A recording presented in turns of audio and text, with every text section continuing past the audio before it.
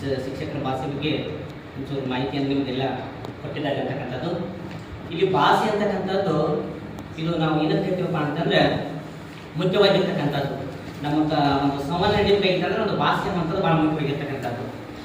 ಹೆಂಗೆ ಮುಖ್ಯಪ್ಪ ಅಂತಂದ್ರೆ ಈ ಕ್ಲಾಸ್ ರೂಮ್ನಲ್ಲಿ ನಾವು ಭಾಷೆ ಅಂತಕ್ಕಂಥದ್ದು ಎಷ್ಟು ಮುಖ್ಯ ಆಗ್ತದಪ್ಪ ಅಂತಂದ್ರೆ ನಾವು ಭಾಷೆಯನ್ನು ಶಬ್ದದ ಮೂಲಕನೂ ವ್ಯಕ್ತಪಡಿಸ್ಬೋದು, ಆಂಗಿಕ ಭಾಷೆಗಳ ಮೂಲಕ ವ್ಯಕ್ತಪಡಿಸ್ಬೋದು ಮಕ್ಕಳಿಗೆ. ಸೊ ಅಲ್ಲಿ ಮಾತುಗಾರಿಕೆ ಅಂತಕ್ಕಂಥದ್ದು ಭಾಷೆ ಅಂತಕ್ಕಂಥದ್ದು ನಾವು ಯಾವ ರೀತಿ ನಾವು ಮಾತಾಡ್ತೀವಿ ಅನ್ನೋದ್ರ ಮೇಲೆ ಅದು ಏನಾಗ್ತದಪ್ಪ ಅಂತಂದ್ರೆ ಡಿಪೆಂಡ್ ಆಗ್ತದೆ. ಮತ್ತು ಒಬ್ಬ ವ್ಯಕ್ತಿ ಯಾವ ರೀತಿ ಸಂಭಾಷಣೆ ಮಾಡ್ತಾರೆ ಅಂತಕ್ಕಂಥದ್ದು ಮಕ್ಕಳಲ್ಲಿ ಕ್ಲಾಸ್ ರೂಮ್ನಲ್ಲಿ.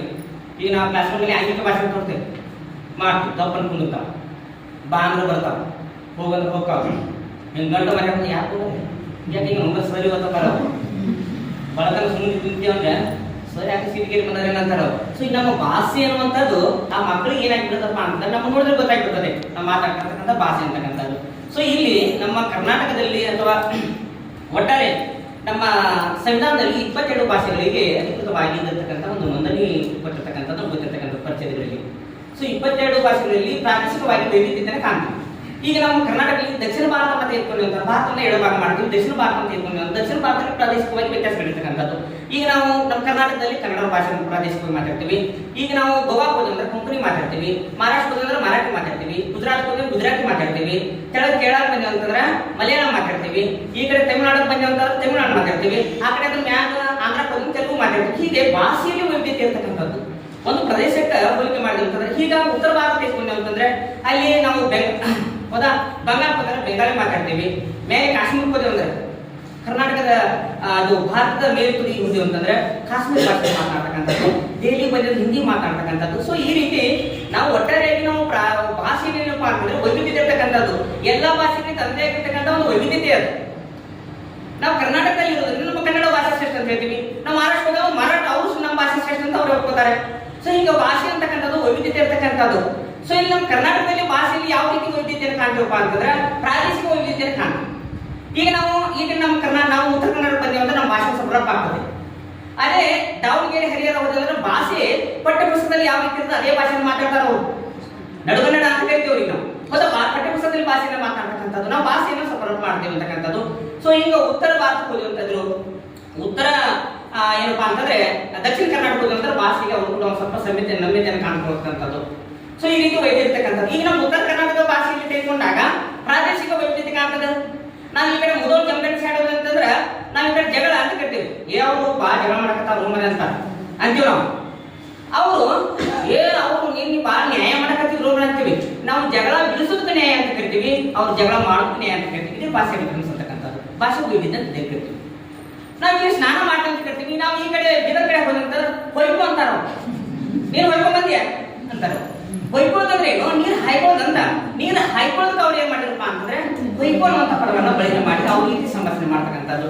ಸೊ ಈ ರೀತಿಯಾಗಿರ್ತಕ್ಕಂಥದ್ದು. ನಾವು ಈ ಕಡೆ ಬಿಜಾಪುರದವರು, ನಾವು ಈ ಕಡೆ ಭಾಗದಲ್ಲಿ ಬಾಗಲಕೋಟೆ ಏನ್ ಮಾಡ್ತೀವಪ್ಪ ಅಂತಂದ್ರೆ ನಾವು ಹುಡುಗ ಹುಡುಗಿ ಅಂತ ಕರಿತೀವಿ.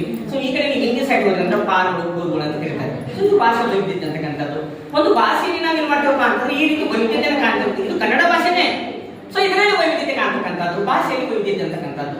ಸೊ ಇದು ಬಹಳ ಮುಖ್ಯವಾಗಿರ್ತಕ್ಕಂಥದ್ದು ನಮ್ಮ ಭಾಷೆ ಅಂತಕ್ಕಂಥದ್ದು. ನೀವು ಉಡುಪಿ ಸೈಡ್ ಹೋದ್ರೆ ಅಂದ್ರೆ ಅದೇ ಕನ್ನಡ ಭಾಷೆವನ್ನ ಅವ್ರು ಶುದ್ಧವಾಗಿ ಮಾತಾಡ್ತಾರೆ, ಪ್ರಶ್ನೆಗಳ ಸಂಖ್ಯೆ ಕಡಿಮೆ. ನಾವು ಉತ್ತರ ಕನ್ನಡದವ್ರು ಏನ್ ಮಾಡ್ತೀವಪ್ಪ ಅಂದ್ರೆ ವಿಶಾಲವಾಗಿ ಹೃದಯ ಇರೋರು, ವಿಶಾಲವಾಗಿ ಮಾತನಾಡ್ತಕ್ಕಂಥವ್ರು. ಒಂದು ಕೇಳಿ 12 ಹೇಳ್ತೀವಿ, ಅವ್ರು 12 ಕೇಳಿದ 1 ಹೇಳ್ತಾರೆ. ಇದೇ ಭಾಷೆ ವೈವಿಧ್ಯ ಅಂತಕ್ಕಂಥದ್ದು. ನಾವು ಆಕೆ ಪ್ರಶ್ನೆ ಕೇಳ್ತೀವಿ ಅಂತಂದ್ರೆ ಅವ್ರು ಏನ್ ಮಾತಾಡ್ತಾ ಅಂತಂದ್ರೆ ಒಂದನ್ನ ಮಾತ್ರ ಆನ್ಸರ್ ಮಾಡ್ತಕ್ಕಂಥದ್ದು. ಸರಿ, ನಿಮ್ಮೂರು, ನಮ್ಮೂರು ಉಡುಪಿ, ಮುಗೀತು. ನಮ್ಮದು ಉತ್ತರ ಕನ್ನಡದವ್ರು ಯಾರು, ನಿಮ್ಮೂರು ಯಾರು ಅಂತಂದ್ರೆ ನಮ್ಮೂರಿ ಬಿಜಾಪುರ, ಗೌಲಿ, ಬಸವನಬಾಗೇಡಿ, ಗೌಲಿಗೆ, ನಾವು 8 ಮಂದಿ, ನಾವು 8 ಮಂದಿ, ನಮ್ಮ ಮಗನ ಆಗಿ ಕೊಟ್ಟಿದ್ವಿ ಇದಕ್ಕ. ಈ ರೀತಿ ನಾವು ಭಾಷೆಯನ್ನ ಏನ್ ಮಾಡ್ತೀವಪ್ಪ ಅಂತಂದ್ರೆ ಯಾದೃಚ್ಛಿಕವಾಗಿ ಬಳಸ್ತೀವಿ ಅಂತಕ್ಕಂಥದ್ದು.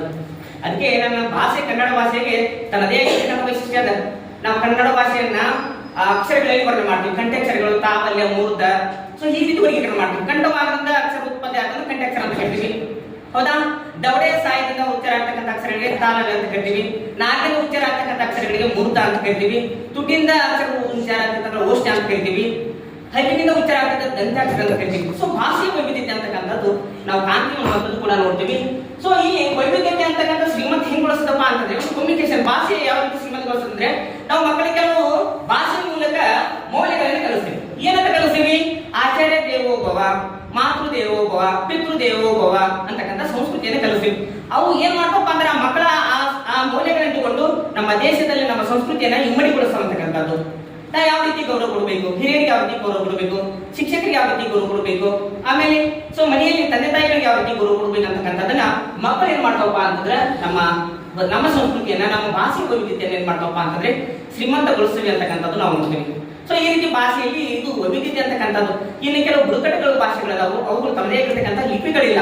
ಸಂಶೋಧಕರು ಈಗಾಗಲೇ ಸಂಶೋಧನೆ ಮಾಡ್ತಾ ಇದ್ದಾರೆ. ಈಗ ತೆಗೆದುಕೊಂಡಾಗ ಈಗ ಏನಪ್ಪಾ ಅಂತಂದ್ರೆ ಲಂಬಾಣಿ ಜನಾಂಗದವರಿಗೆ ಒಂದು ಭಾಷೆ ಇದೆ, ತಮ್ಮದೇ ಆಗಿರ್ತಕ್ಕಂಥ ಒಂದು ಭಾಷೆ ಇದೆ.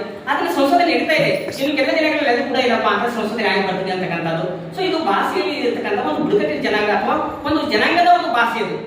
ಆಮೇಲೆ ಗೋಬಿ ಜನಾಂಗ ಕೂಡ ಒಂದು ಭಾಷೆಯನ್ನು ವ್ಯಕ್ತಪಡಿಸ್ತಾರೆ, ಅದಕ್ಕೆ ಲಿಪಿ ಇಲ್ಲ, ಅವರು ಕೂಡ ಸಂಶೋಧನೆ ಮಾಡ್ತಾ ಇದ್ದಾರೆ, ಅದು ಕೂಡ ಒಂದು ಲಿಪಿಯಾಗಿ ಬರ್ತದೆ ಅಂತಕ್ಕಂಥ. ಇವು ಭಾಷೆ ಸುಮಾರು ಭಾಷೆಗಳದಾವ. ಆದ್ರೆ ಸಂವಿಧಾನದಲ್ಲಿ ಉಲ್ಲೇಖವಾಗಿರ್ತಕ್ಕಂಥದ್ದು 22 ಭಾಷೆಗಳಿಗೆ. ನಮ್ಮ ದಕ್ಷಿಣ ಭಾರತದಲ್ಲಿ ಪಂಚದ್ರಾವಿಡ ಭಾಷೆಗಳನ್ನು ಗುರುತು ಮಾಡ್ತಾರೆ.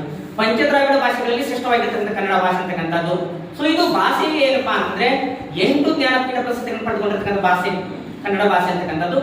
ಇದು ಇಲ್ಲಿ ನಮ್ಮ ಭಾಷೆಯ ರಾಷ್ಟ್ರೀಯ ಪಾವತಿಯನ್ನು ಹೇಗೆ ಇಮ್ಮಡಿಗೊಳಿಸುತ್ತೆ ಅಥವಾ ಕಾರಣ ಆಗ್ತದೆ ಅಂತಕ್ಕಂಥ ನೋಡೋದು ಅಂತಂದ್ರೆ, ನಮ್ಮ ಭಾಷೆ ಅಂತಕ್ಕಂಥದ್ದು ಇದು ಏನ್ ಮಾಡ್ತಪ್ಪ ಅಂತಂದ್ರೆ ಮಕ್ಕಳಲ್ಲಿ ನೈತಿಕ ಮೌಲ್ಯಗಳನ್ನ ಬೆಳೆಸ್ತೇವೆ. ನಾವು ಇಲ್ಲಿ ನಮ್ಮ ಕರ್ನಾಟಕದಲ್ಲಿ ಸಾಕಷ್ಟು ಕವಿಗಳು ಆಯ್ಕೆ ಹೋಗಿರ್ತಕ್ಕಂಥದ್ದು, ಜೊತೆಗೆ ಬೇರೆ ಬೇರೆ ಭಾಷೆಗಳಲ್ಲಿ ಕೂಡ ಸಾಕಷ್ಟು ಪ್ರಶಸ್ತಿಯನ್ನು ಪಡ್ಕೊಂಡಿರ್ತಕ್ಕಂಥ ಭಾಷೆಗಳಿದಾವೆ.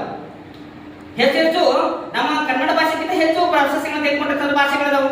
ಮರಾಠಿ ಭಾಷೆ, ನೀವು ಇವತ್ತು ಮಹಾರಾಷ್ಟ್ರದಲ್ಲಿ ಅಂತಂದ್ರೆ ಮರಾಠಿ ಭಾಷೆ ಅವರು ಕೂಡ ತಮ್ಮದೇ ಇರ್ತಕ್ಕಂಥ ಒಂದು ಭಾಷೆಯಲ್ಲಿ ಏನ್ ಮಾಡ್ತಾರಪ್ಪ ಅಂತಂದ್ರೆ ಅದನ್ನು ವ್ಯಕ್ತಪಡಿಸ್ತಕ್ಕಂಥದ್ದು. ಇವು ಪ್ರಾದೇಶಿಕವಾಗಿ ನಮ್ಮ ಕವಿಗಳು ಏನ್ ಮಾಡಿರಪ್ಪ ಅಂತ ತಮ್ಮದೇ ಇರ್ತಕ್ಕಂಥ ಏನಪ್ಪಾ ಅಂತಂದ್ರೆ ಕೃತಿಗಳ ಮೂಲಕ ಈ ದೇಶದ ಸಂಸ್ಕೃತಿ ಏನ್ ಮಾಡಿರಪ್ಪ ಅಂತಂದ್ರೆ ಇಮ್ಮಡಿಗೊಳಿಸ್ತಕ್ಕಂಥದ್ದು. ಕನ್ನಡದ ಮೊದಲ ಶಾಸನ ಹಲ್ಮಿಡಿ ಶಾಸನ. ಈ ಶಾಸನವನ್ನು ಹೇಳಿದ್ರೆ ಬದಾಮಿ ನಮಗ ನೆನಪ, ಇದು ಬನವಾಸಿ ನೆನಪಾಗ್ತದೆ, ಕಡಂಬರಿ ನೆನಪಾಗ್ತದೆ ಅಂತಕ್ಕಂಥದ್ದು.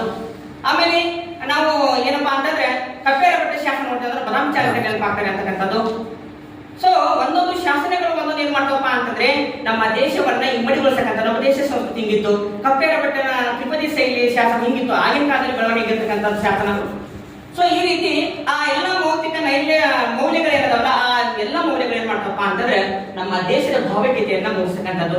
ಈ ರಾಷ್ಟ್ರೀಯ ಐಕ್ಯತೆ ಅಥವಾ ಭಾವೈಕ್ಯತೆ ಅಂತಂದ್ರೆ ಏನಂದ್ರೆ ನಮ್ಮ ಭಾವನೆಗಳು ಎಲ್ಲಿ ಒಂದುಗೂಡ್ತಾವಲ್ಲ ಅದನ್ನ ರಾಷ್ಟ್ರೀಯ ಭಾವೈಕ್ಯತೆ ಅಂತ ಕರಿತೀವಿ. ನಮ್ಮ ರಾಷ್ಟ್ರೀಯ ಭಾವೈಕ್ಯತೆ ಅಂದ್ರೆ ಏನು? ರಾಷ್ಟ್ರ ಅಂತಕ್ಕಂಥದ್ದು. ನಾವೆಲ್ಲ ಇದೆಲ್ಲ ಪ್ರಾದೇಶಿಕ ವೈವಿಧ್ಯತೆ, ಇಷ್ಟು ಭಾಷೆ ಅದ, ಇಷ್ಟು ಜನಾಂಗ ಅದ, ಎಲ್ಲವನ್ನು ಇದ್ರೂ ಕೂಡ ನಾವೆಲ್ಲರೂ ಭಾರತೀಯರು ಅನ್ನುವಂಥ ಭಾವನೆ ಏನಿದೆಯಲ್ಲ ಅದನ್ನ ನಾವು ರಾಷ್ಟ್ರೀಯ ಭಾವೈಕ್ಯತೆ ಅಂತಕ್ಕಂಥದ್ದು. ನಮ್ಮ ಭಾವನೆ ಏನದ? ನಮ್ಮ ದೇಶ, ನನ್ನ ದೇಶ ಭಾರತ. ನಾನು ಗುಜರಾತ್ ಇರಲಿ, ಮಲಯಾಳಂ ಇರಲಿ, ತೆಲುಗು ಇರಲಿ, ಹೌದಾ, ಬಂಗಾಳಿ ಇರಲಿ, ಯಾವುದೇ ಭಾಷೆ ಇರಲಿ, ಆದ್ರೆ ನಮ್ಮ ಅವರಲ್ಲಿ ಇರ್ತಕ್ಕಂಥ ಭಾವನೆ ಹೇಗದಪ್ಪ ಅಂತಂದ್ರೆ ನಾವೆಲ್ಲರೂ ಭಾರತೀಯರು ಅಂತಕ್ಕಂಥದ್ದು. ಎಲ್ಲರೂ ನನ್ನ ರಾಷ್ಟ್ರಕ್ಕಾಗಿ ನಾನು ಹೋರಾಡ್ತೇನೆ ಅಂತಕ್ಕಂಥ ಭಾವನೆ ಅಂತಕ್ಕಂಥದ್ದು. ನಾವೆಲ್ಲ ದೇಶ ಪ್ರೇಮನ ಹೊಂದಿರ್ತಕ್ಕಂಥವ್ರು. ನಮ್ಮ ಭಾವನೆಗಳು ಒಂದು ರಾಷ್ಟ್ರದಲ್ಲಿ ಐಕ್ಯ ಅಂತಂದ್ರೆ ಅದನ್ನ ರಾಷ್ಟ್ರೀಯ ಭಾವೈಕ್ಯತೆ ಅಂತ ಕರಿತೀವಿ. ನಮ್ಮೆಲ್ಲ ಭಾವನೆಗಳು ಹೆಂಗಪ್ಪ ಅಂತಂದ್ರೆ ಒಂದೇ ರಾಷ್ಟ್ರ ಭಾರತ ಅನ್ನುವಂಥ ರಾಷ್ಟ್ರದಲ್ಲಿ ಇವೆಲ್ಲ ಭಾಷೆಗಳು ಐಕ್ಯತೆವಾಗಿರ್ತಕ್ಕಂಥದ್ದು, ಎಲ್ಲ ಭಾಷೆಗಳು ಇರುವಂತದ್ದು. ಹಾಗಾಗಿ ಭಾರತವನ್ನ ವೈವಿಧ್ಯತೆಗಳ ದೇಶ ಅಂತ ಕರೀತಾರೆ ಅನ್ನುವಂಥದ್ದು. ಭಾರತವನ್ನ ಇವತ್ತು ವೈವಿಧ್ಯತೆಗಳ ದೇಶ. ಎಲ್ಲ ದೇಶಗಳಿಗೆ ಅವಕಾಶ, ಎಲ್ಲ ಧರ್ಮದವರಿಗೆ, ಎಲ್ಲ ಜಾತಿಯವರಿಗೆ ಅವಕಾಶ ಮಾಡಿಕೊಡ್ತಕ್ಕಂಥದ್ದು.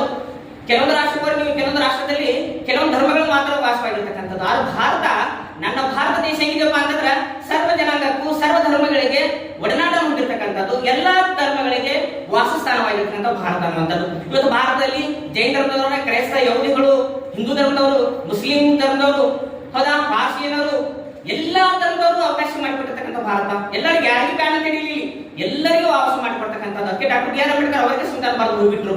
ಎಲ್ಲ ಹೊರ ಆಲಾರಿಪಲ್ ಅಂತಕ್ಕಂಥ ಸಂವಿಧಾನದಲ್ಲಿ ಸಮಾನರು ಅಂತಕ್ಕಂಥದ್ದು, ಯಾರು ಹೆಚ್ಚಿಲ್ಲ ಕೀಳಿಲ್ಲ ಅಂತಕ್ಕಂಥ ಭಾವನೆಯನ್ನ ಮೂಡಿಸ್ತಕ್ಕಂಥ ಭಾವನೆ ಅದು ನಮ್ಮ ರಾಷ್ಟ್ರೀಯ ಭಾವೈಕ್ಯತೆ ಕಾರಣ ಆಗ್ತದೆ ಅನ್ನುವಂಥ ವಿಚಾರ ಹೇಳ್ತಾ ನನಗೆ ಅವಕಾಶ ಮಾಡಿಕೊಡ್ತಕ್ಕಂಥ ಮೇಲೆ